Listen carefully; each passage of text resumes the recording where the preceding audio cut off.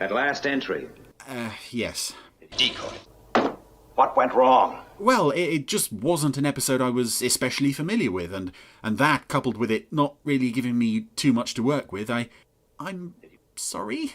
How long you been with us? What, the podcast? Oh, well, I started the Randomiser in 2018, and it's now 2019, so... 2 years. No, not even close. Long enough to know how important security is to Shadow. No, Commander Straker, please, I just... No, controlling please, moon just base, the satellite... Sit down and be quiet. Now, operate the Randomiser. You will obey me. Now, when I click my fingers, your other, more agreeable personality will rise to the surface. 1, 2, 3. Who are you? Captain Blue of Spectrum. Ah, jolly good. And what, pray tell, does the printout say I will be watching today? Captain Scarlet. Oh, excellent. Yes, about time we had some more Scarlet. I say, would you like to watch it with me? Alec. Oh, brainwashing's wearing off, never mind. Oh, just one more question, Captain Blue. Which episode is it? It's Inferno. Thank you very much. Well, here we are, back on far more familiar ground than we were last week. It's the original Captain Scarlet, and I think, I'm just checking my notes here, yes, this is the first Captain Scarlet episode we've had since Pod 12, which means that so far, this is the longest gap we've had between the first time a show's appeared on the Randomiser and its return. Although looking at this list, if either Terrorhawks or Four Feather Falls don't appear in the next 2 or 3 weeks, then they are going to take the record away from old Captain Scarlet. But anyway, we're not here to talk about them. We're here to talk about... I think this is the final episode of Captain Scarlet made. More Thunderbirds music. I love it when the shows do that, when a show's become so sort of fixed in its own distinctive musical sound, and then suddenly they drop in a piece of music from one of the earlier shows. It's great. They've got enough explosive aboard to take care of 5 rockets, sir. Well, let's just hope they don't miss. Should one of us say that nothing can go wrong, sir? No, I think it's a bit too early for that. Fire lift rockets, 10 seconds from now. This is a very interesting set on this little space probe here, with all these automatic controls working. I know much of that is down to the fact that the Mysterons will later take over the ship and be working it by remote, so it kind of makes sense to have those levers swaying backwards and forwards. But still looks a very nice set, and it turned up a couple of times in Joe 90 as well. It's too late.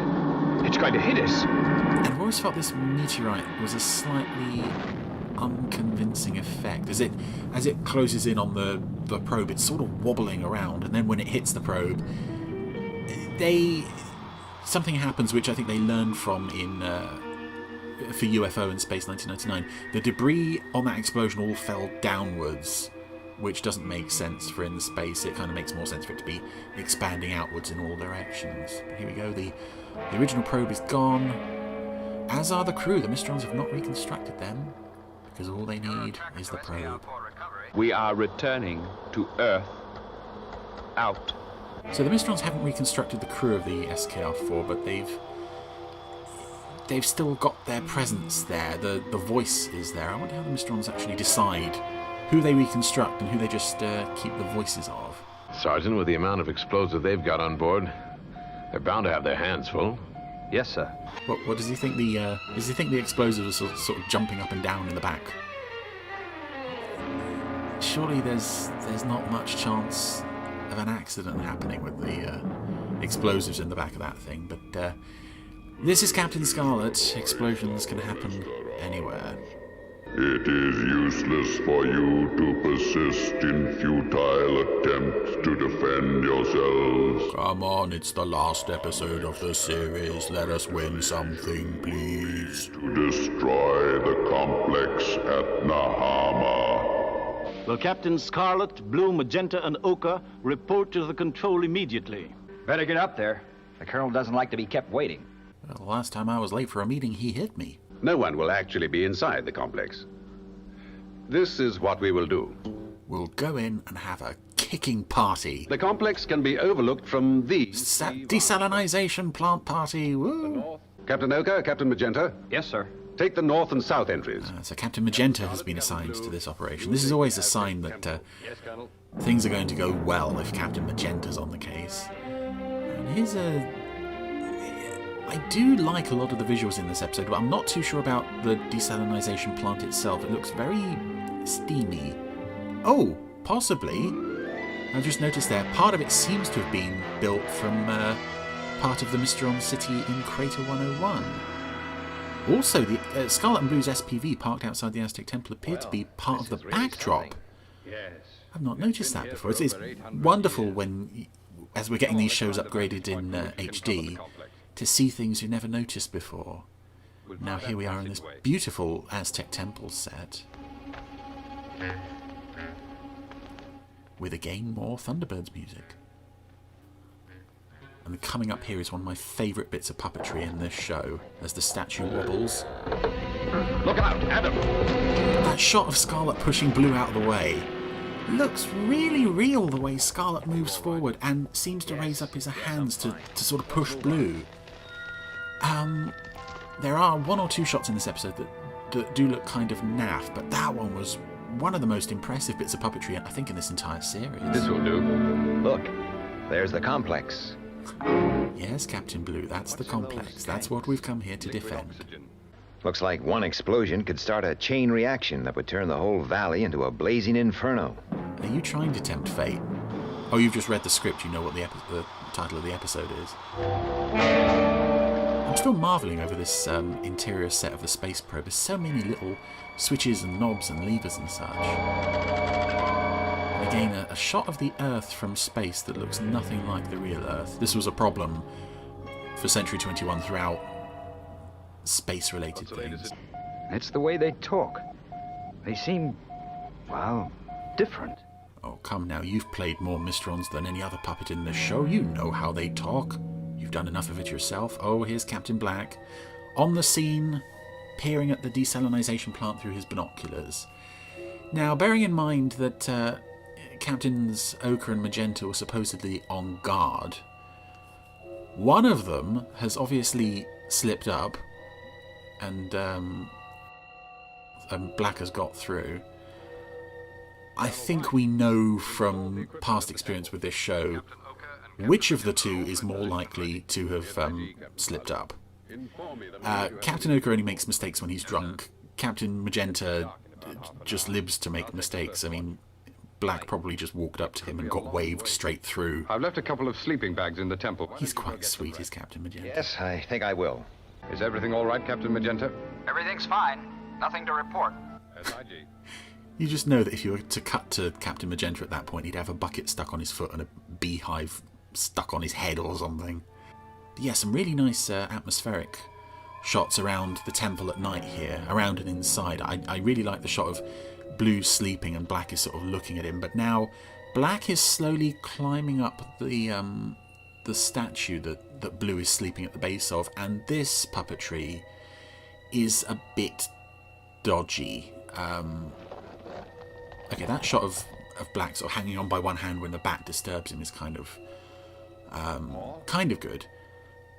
But he almost seemed to be sort of floating up as he climbed, which makes me think maybe it might have been a really cool opportunity to just maybe have him float up there. Just if the puppet doesn't look natural climbing, but he's not meant to be an ordinary human being anymore, give him some sort of ability that makes the scene all the more creepy.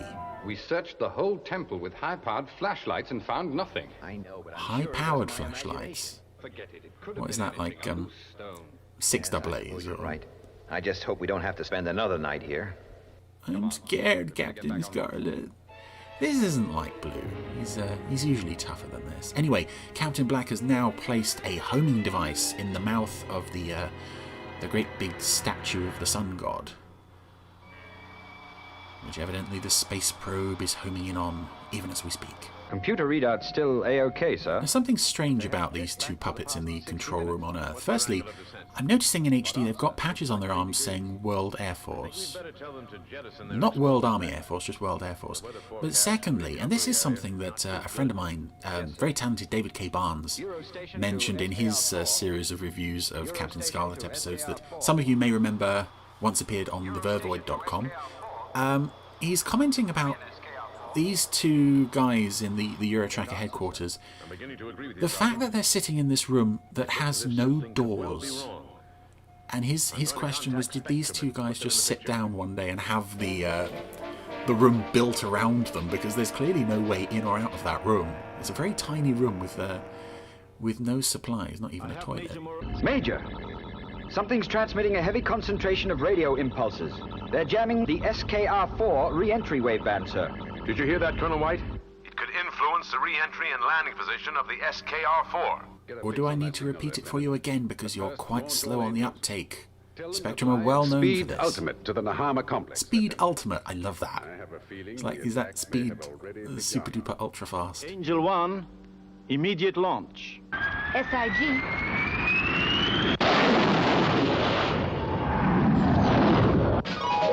Now this is an episode, I have a feeling this episode is one of those where 3 angels launch and by the time they get to their destination, the angels in these cockpits have changed. So Destiny was in Angel 1, and Angels 2 and 3 are Melody and Harmony. And we're going to see who's actually in the cockpits of these interceptors by the time they get to Nahama. They must be planning to destroy the complex with the SKR-4. This is an odd part of the story, and one that I don't understand, because the Mysterons are now in control of the SKR-4 probe. But Captain Black has placed a homing device in the temple for it to lock onto, but the Mysterons have control of the probe, so why can't they just guide it down manually the way they would normally do? We've never seen them need to use any kind of homing device before when they're remotely controlling a vehicle. They didn't need a homing device on the Director General of the United Asian Republic. They just controlled the plane and crashed it into him. This, as with many things involving the Mysterons, doesn't really fit with what's gone before. And sometimes you can kind of wave your hands and say, oh, it's a bit vague, but this time it's like, no, we've never seen them operate like this before. And yes, I will say that the SKR-4 is looking just a teensy bit on the old phallic side as it re-enters the atmosphere and starts glowing pink. Captain Scarlet, that homing device is somewhere right here in this temple. Well, we already knew that. Why are you playing the dramatic music? I know it's dramatic for them, but that is quite odd. I don't get why we're supposed to be surprised. We've been watching the show up to this point. There isn't enough time left for us to locate it. Destroy the temple. SIG, Captain Scarlet. And again, this is another part of the story which I don't think quite makes sense, because the space probe is something like 8 minutes away from crashing into the temple at this point. Oh, what use is destroying the homing device going to be? Attack at will. SIG, Destiny. Yes, that was the voice of Rhapsody, who you will recall was not one of the angels who left Cloudbase on this mission. It's a lovely shot of the angels cruising over the top of the temple with the SPV parked like just nearby. I don't think they've quite got far enough away to avoid the explosion, but they seem to think they have, and I'm not going to argue with Scarlet and Blue. Oh, and there's Symphony Angel, who also was not one of the angels who left Cloudbase. So somewhere between Cloudbase and the Nahama Temple, Melody and Harmony have just gone missing, and they've had to send Rhapsody and Symphony out in their place. And this endless sequence of the angels bombing the temple is another thing that makes no sense. Because if you've sort of... Time's running out. If you've sort of resigned to the fact that the probe is probably going to hit the temple, why don't you just fly up and destroy the probe? If the Eurospace tracker people know where it is, why can't they just relay that information to the angels and have them blow it out of the sky? It kind of... The episode is jumping through hoops to make this sort of bad ending happen. 50 seconds to impact. And it doesn't really need to be this way. But instead the Angels are just blasting away at this temple to no effect. And I'm not sure what Scarlet and Blue think is going to happen if the transmitter is destroyed. Is the space probe just going to suddenly not be on a collision course anymore? The transmitter. 30 seconds. And here we go. Well, the statue is the only thing left standing. Suddenly the whole temple is gone, except for this statue. It must be in there. What happened? 1, 2, and 3. Destroy the This... statue of the sun god. There is less than 30 seconds to impact. There are less than 30 seconds to impact. Mr. Bad Grammar. Mr. There was no Mysteron activities. Yeah, it's just... I don't get multiple things about this ending. But it does culminate in one of the funniest shots of the entire show, when the Angels finally hit this this statue. Who's going to hit it? Who's going to fire the winning shot this week? Is it going to be Symphony? Whoa, no. Here comes Destiny, she's going to have a go. Yep. So she's hit the statue, which then falls forward and explodes. Belches fire out of its backside in actual fact. Okay, whatever. And anyway, the space probe hit the remains of the temple, so all of that was pointless. Hey, you know what you guys should have done? You should have flown up and destroyed the space probe before it hit the temple. Because now... It started a landslide. Yeah. The rock fall hits one of those tanks. Didn't think about this, did we? And there goes the very thing that Spectrum was sent to protect. Spectrum have indeed failed this time. A very rare victory for the Mysterons. Unfortunately, by this point in the series, it always seemed to be that the Mysterons would succeed when no lives were in danger. We know that this complex was evacuated. So, aside from the whole desalinization project being set back... It's an Inferno.